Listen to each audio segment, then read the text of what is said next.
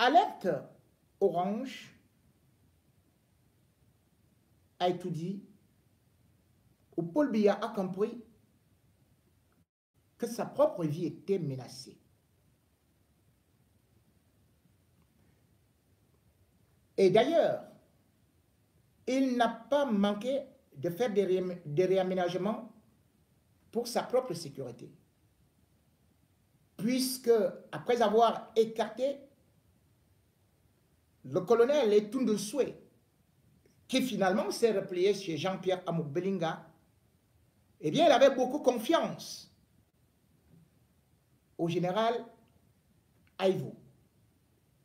Or, au regard des accusations lourdes contre Aïvou, noyauté par le réseau Amouk-Belinga dans des marchés mafieux, Paul Biya a dû cette fois-ci faire appel au commandant de la GP, qui régulièrement, normalement habite à Etoudi, mais qui est revenu au palais. Le premier cordon est donc désormais assuré par la garde présidentielle et non la GP. Et comme je vous annonçais également, il y avait des mercenaires de la République centrafricaine qui étaient déjà au Cameroun. Et d'ailleurs, les quartiers voisins du palais de l'Unité sont fouillés depuis pratiquement 72 heures. Que ce soit Etoudi ou Aymana, les services de sécurité vont même dans des maisons pour faire des fouilles, parce qu'on ne sait pas ce qui peut arriver. Et curieusement, c'est à cet instant-là que Touadéra, le chef d'État de la République centrafricaine, débarque à Douala. Oh, quel hasard!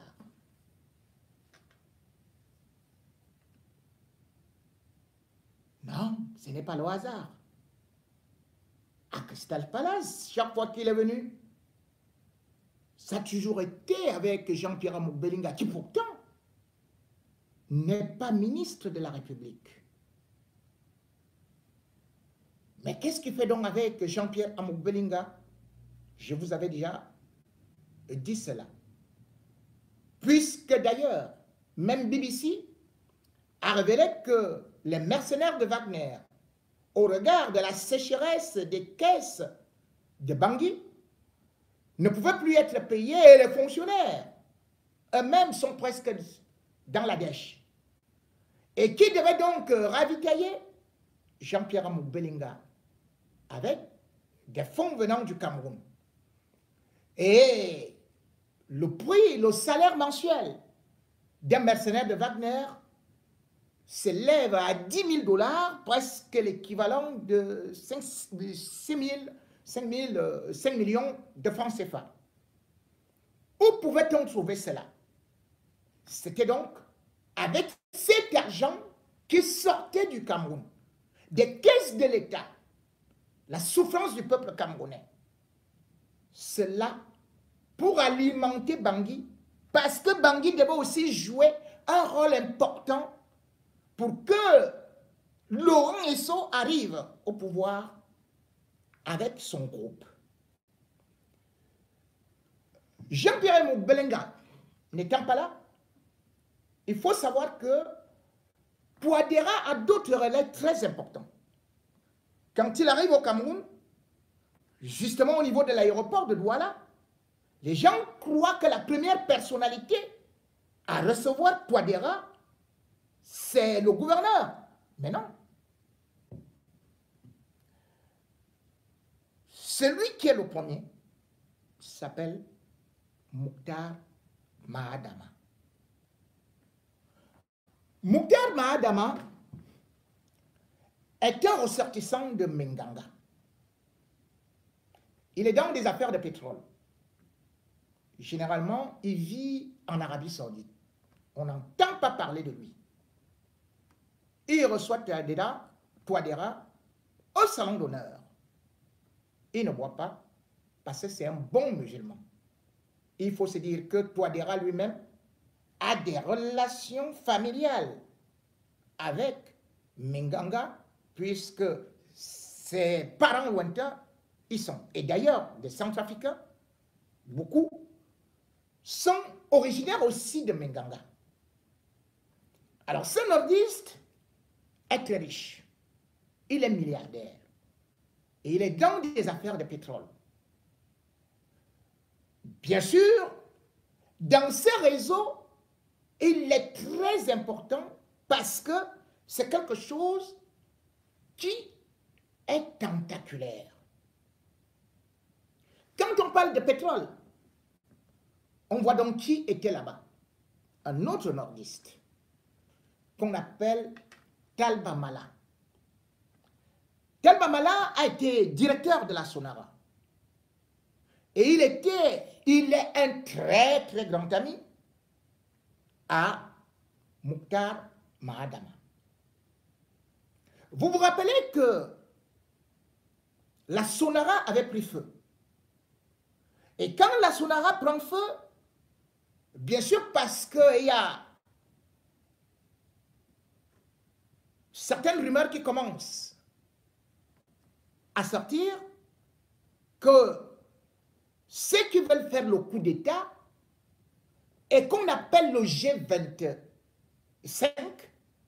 vous savez qu'il y avait le G11 qui voulait prendre le pouvoir en 2011 avec les Marafas. Cette fois-ci, c'est le G25. Et Talba Mala est très important. Lui qui traite avec, justement, un autre ressortissant du Grand Nord. Et pourquoi est-ce que je parle de cet incendie? Parce que cet incendie permettait également de cacher des détournements. C'est pour cela d'ailleurs que le successeur à Talba Mala, qui est actuellement le ministre des marchés publics, eh bien, a ordonné un audit. Et dans cet audit, on découvre que Talba Mala qui disait que les unités de production de la Sonara étaient passées de 2,1 millions à 3,5 millions, que c'était faux. Que ça n'a jamais changé. Et pourtant, l'État du Cameroun avait sorti 300 milliards. D'autres parlent même de 800 milliards pour justement la réflexion, la réorganisation de ce qu'on appelle la Sonara, pour faire que la production s'élève. Or, au niveau de la Sonara, non seulement on a détourné cet argent, qu'on a mis de côté, parce que l'argent, c'est le nerf de la guerre. Mais au-delà de ça, on a fait venir des mercenaires qui attendent l'instant T pour pouvoir rentrer, d'autant plus que le pouvoir, ou plutôt le régime Biya ou Paul Biya, a été infiltré partout par ce clan-là. Première des choses, vous allez constater que lorsqu'on parle du clan Amouk Belinga, Laurent Esso, on se rend compte que ils ont pris avec le ministre des Finances, qui se dit le neveu de Biya, c'est-à-dire que lui, Paul Motazé, dont ils ont les finances. Ils ont pris justement celui qui contrôle l'administration territoriale et qui ne veut pas que la guerre anglophone s'arrête, à savoir à Tangandji. Et à Tangandji, en même temps, est un agent de renseignement chargé aussi de la sécurité. Ils ont pris, ils ont infiltré plutôt la police, puisque vous avez suivi les audios où Jean-Pierre Amouk Belinga, d'ailleurs, était en train de fustiger le secrétaire général de la police, sans oublier que lui-même, il était aussi avec Mbargangele, qui est en train de fuir l'enquête. parce que le partage du magot s'était mal passé entre eux. Et puis, un autre service qu'ils ont réussi à infiltrer, la DSP, la Direction de la Sécurité Présidentielle.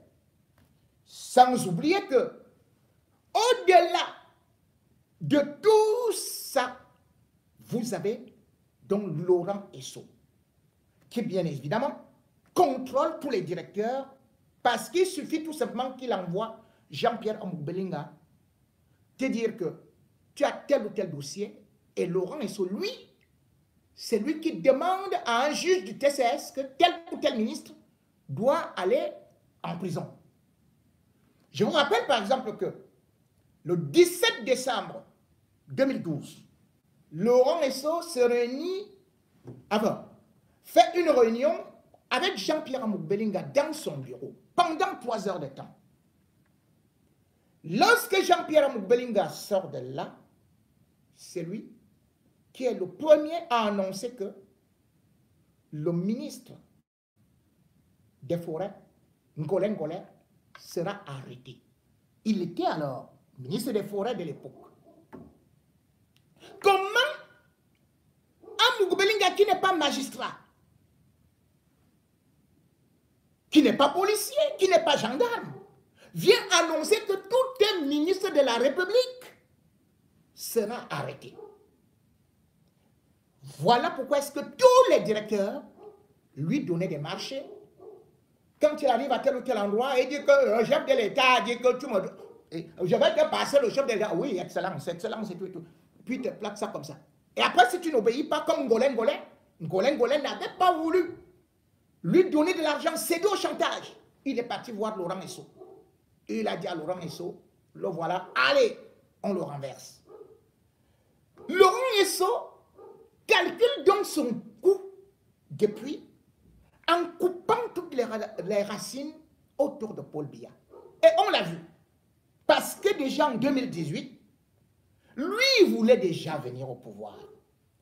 Il devait prendre le pouvoir.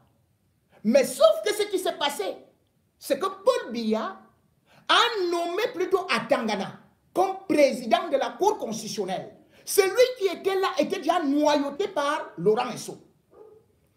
Raison pour laquelle vous constatez qu'en mars 2018, alors que Paul Biya n'a pas encore annoncé sa candidature à l'élection présidentielle, on va voir une couverture, la une de Jeune Afrique avec Laurent Esso. Et si c'était lui? Voilà la couverture de Jeune Afrique. Quand Paul Biya voit ce journal, il se fâche. Et qu'est-ce que le même Laurent Esso et Amouk-Bellinga font? Eh bien, ils appellent leur tam-tam et leur chiot, et chien enragé de Vision 4, de l'anecdote, pour tirer contre Jeune Afrique. Comme si Jeune Afrique avait sorti cette information farcesque de son chapeau d'imagination maraboutique. Mais non, ils avaient tout fait pour qu'il y ait cette fuite, pour qu'on jette un ballon d'essai et qu'on voit comment est-ce que la population va réagir. Entre-temps, Laurent Esso, bien qu'ayant reculé un petit instant, jouait toujours et jouait déjà le rôle de chef de l'État, puisque d'abord, il n'a jamais appliqué les décisions de Paul Biya, qui pourtant a nommé Ngongo. Mais cependant, on va voir une cérémonie qu'on va présenter comme un baptême des enfants de Jean-Pierre Amouk-Bellinga. Et là, c'est là où on voit, en direct à la télé, un truc présenté par Obama et Nadine Patricia, mieux que ce qu'on nous montre souvent à étudier. Cérémonie de présentation des vœux.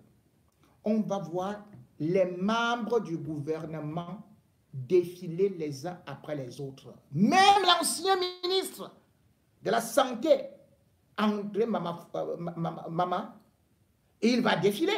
Et pourquoi? Parce que justement, il était impliqué dans les détournements. Qu'est-ce qu'on fait donc? Pour vous copter, Amouk-Bellinga vous contacte et vous dit, Laurent Esso ne va pas vous poursuivre, vous venez avec nous.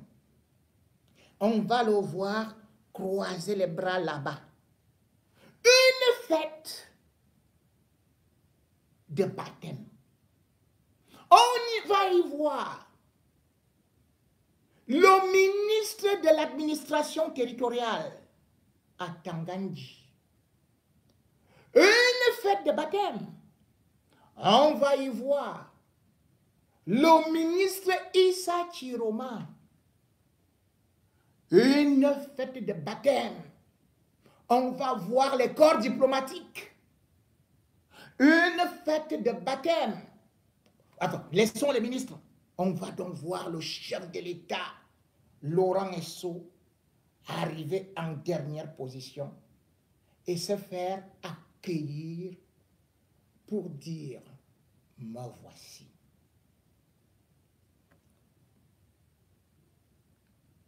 Tout ce montage, toutes ces cérémonies ont été étudiées méticuleusement. Et vous voyez, pendant qu'il y a l'affaire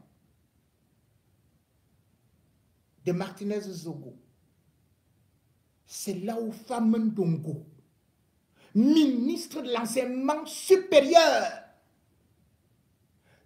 fait venir comme invité spécial le suspect numéro 1 à l'amphithéâtre 700 de l'université de Yaoundé. Famendongo est un boulou. Celui qui chante les louanges de Biya. Il est le meilleur ami de Jean-Pierre Amour-Belinga. Comment vous pouvez comprendre que pour les résultats aux examens,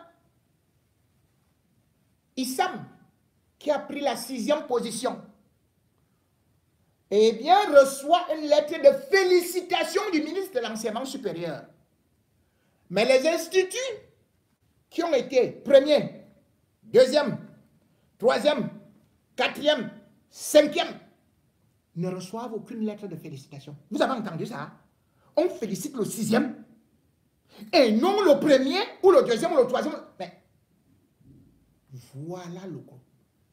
Et vous avez aussi pu constater que le même Jean-Pierre Amour-Belinga, à peine Atanakuna sort de prison, c'est lui qui va s'afficher avec lui ou au cabinet du directeur du cabinet civil, Mvondayolo. Le message est clair. C'est moi qui ai fait sortir Atanakuna de la prison et je l'amène au palais. Vous voulez être avec nous? Vous voulez être immunisé? Vous voulez sortir de la prison? Vous ne voulez courir aucun risque? Soyez avec le réseau ESSO. Soyez avec son ministre. Dans son gouvernement, ce sera le ministre chargé des assassinats, Jean-Pierre Amour-Belinga, de toutes les façons. Puisque Albert Mbida lui a permis d'avoir un diplôme sans aller composer à l'université de Yaoundé 2. Ah oui! Ce geste-là, cette photo-là, publiée par Defidoc, c'était un symbole pour vous dire que nous arrivons et que nous pouvons. Regardez donc que même celui qui est chargé du piment, du sel de Chantal Biya, qui est chargé du Congossa dans les oreilles de Paul Biya, qui vous permet d'entrer dans le bureau de Paul Biya, et qui se dit aussi le neveu de Paul Biya, Mbondayolo, et se retrouve avec le même Jean-Pierre Amour-Belinga.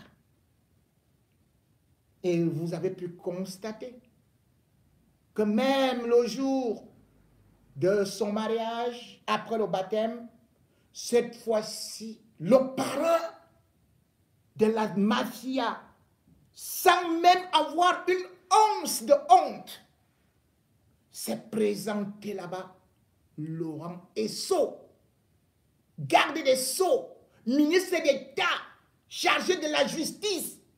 Vous vous rendez compte? Il est avec quelqu'un qui a pillé la Camposte, recherché par la CONAC. Comment un ministre de la Justice peut être avec lui? Comment un ministre de la Justice peut être avec quelqu'un qui a été mis en prison, en Balmayo, pour vol, escroquerie? Comment un ministre d'État peut être avec celui qui a été mis en prison à Kondengui pour faux et usage de faux? Jean-Pierre Amoubou-Belinga. Comment est-ce que vous pouvez concevoir qu'un magistrat hors hiérarchie qui a étudié soit avec quelqu'un qui ne connaît pas conjuguer le verbe être à l'imparfait? Comment vous pouvez comprendre ça? Dans Vondaliolo, aussi à côté de Bia, et aussi dans le réseau, puisqu'il est le grand ami de Mokhtar Mahadama. Mokhtar Mahadama, l'homme qui gère du pétrole, avec Talba Mala, qui gère les marchés. Dites-moi, comment ce pouvoir-là pouvait les échapper? Il ne restait plus donc qu'une seule opération. Avec l'assassinat de Martinez Zogo, soulèvement, comme au Mali, comme en Tunisie, comme en Égypte, eh bien, Aïvo vient et prend Paul Biya comme ça et lui met la clé 14. Le père. Bon, c'est bon, hein? Il y a trop de sang dehors là. Tu es fatigué, tu es fatigué. Viens, je t'accompagne, on me calme. Tu sais comment, qu'est-ce qui m'arrive? Oh, non, viens. On le prend. On attache. On part avec lui comme un bâton de manioc, bien emballé. Oui, ça s'est passé même avec Mugabe. Hein? Surtout que Paul Biya est déjà vieux. Voilà donc ce qui était en train de se jouer. Que ce soit avec Wagner, que ce soit avec l'entourage de Biya, que ce soit avec la sécurité d'État. C'était donc un coup d'État bien organisé avec la participation des mercenaires russes actionnés par Touadéra. Amoubou-Belinga et Laurent Esso ont donc pris Paul Biya pour un sot, un idiot, ou peut-être un nigo parce qu'il est vieillot. Mais sauf que Biya aujourd'hui a compris aussi peut-être la trahison. A-t-il les mains libres pour agir lorsqu'on voit que ce réseau est très dangereux, a beaucoup de moyens? On verra bien. Mais les enquêteurs savent que ce n'est pas une petite affaire. Parce que les intérêts sont multiples. Et que le Cameroun est à la croisée des chemins. Bien sûr que beaucoup ont voulu profiter de cette occasion pour tourner presque un complot contre l'État en ce qu'on appelle un soulèvement ethnique pour appeler à défendre Jean-Pierre Amoubou-Belinga comme étant le plus grand Ekambeti, le sauveur Ekambeti, le seul milliard Ekambeti. Non. Le peuple Ekambeti, ou plutôt le peuple Fambeti, a dit non.